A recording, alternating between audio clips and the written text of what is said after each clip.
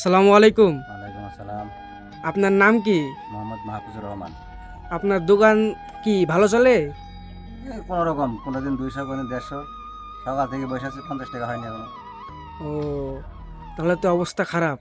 অবস্থা খারাপই তো, কী করবো। ও, আপনার কি এই বেচাকেনাতে সংসার চলে? সংসার চলে, এখন কী করবো। এখন কোনো রকম এইভাবে নানান রকম ধানা পানি করে চলতে হয়, ধান্দা পানি করি। ও, হুম। আপনার কয় ছেলে কয় মেয়ে? একটা ছেলে। ও, আপনার বউ আছে? না, কর্ম নাই দেখি তো বউ থাকতে পারেনি। ও, ভালোভাবে খাওয়াতে পারেনি, ভালো পড়াতে পারেনি, ভালো ইয়ে করতে পারেনি। হুম। আর ভালো পোশাক আশাক চাহিদা পূরণ করতে পারেনি।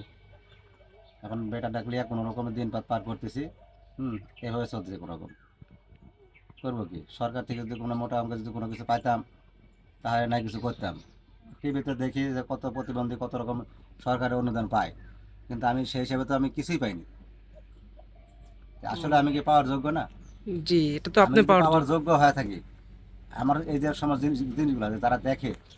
আপনি কি কারো কাছে গেছেন, কোনো নেতার কাছে কিংবা কোনো কারো কাছে?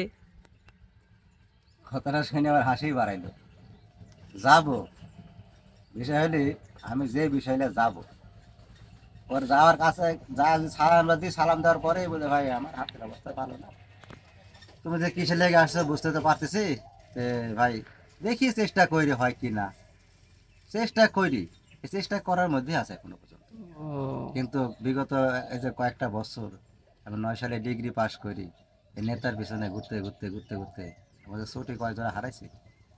হ্যাঁ, আমি নিজেও করতে পারবো না, খালি দেখি দেখি দেখি, এই পর্যন্ত আছে।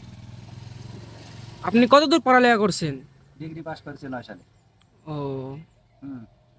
খুব কিন্তু ভালো। এই ডিগ্রি পাশ করার পরে তো আমি কোনো চাকরি বাকরি হয়নি। এখন এই জীবনটা তো কাটাতে হবে, পার করতে হবে, তাই এই দোকানটা দিয়ে বাধ্য হয়ে বসে আছি বেকার। আপনি কি জন্ম থেকে এরকম? হুম। ও, তবে এখন হাঁটা চলাফেরা করতে পারিনি, এখন আর হাঁটতে পারি না। আপনার বাসা কোন জায়গায় বলেন, একটু বললে ভালো বাঘা হয়। থানা, বাউসা ইউনিয়ন, দীঘা হাজিপাড়া গ্রাম, 1 নং ওয়ার্ড দীঘা। আপনার এই দোকানটা কোন জায়গায়? দীঘা শ্মশান ঘাটের পাশেই, 4 রাস্তার মোড়। ও,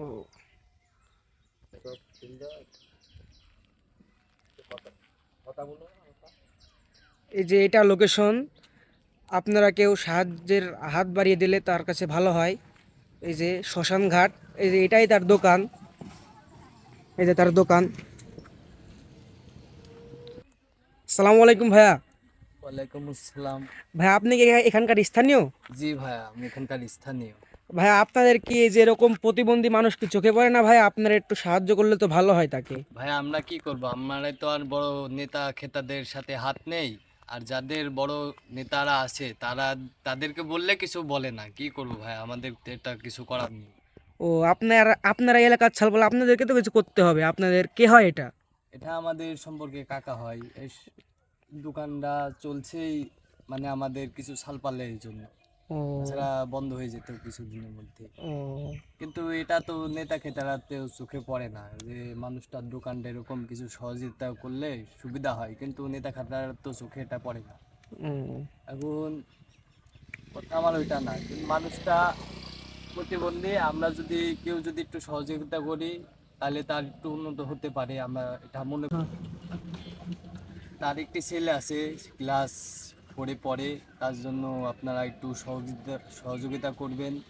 আপনাদের কাছে তেমন কিছু বলার নেই, আমার এতটুকুই বলার যে মানুষটার একটু আমরা যে উন্নত করতে পারি, এই জন্য আমরা কিছু সহযোগিতা করব ইনশাআল্লাহ।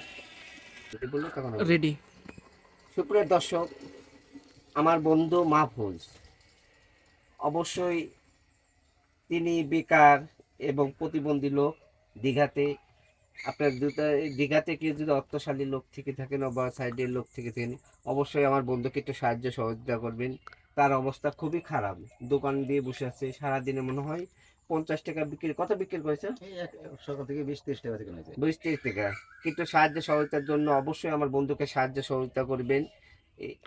আর আরেকটা বিশেষ করে এলাকার যে নেতা বর্গ লোক আছেন তাদের কে অনুরোধ করছি, তার জন্য একটু সুদৃষ্টি ভাবে দেখেন, যাতে কিছু একটা করা যায় নাকি। এই বলে সবাইকে ধন্যবাদ জানাচ্ছি। আল্লাহ হাফেজ।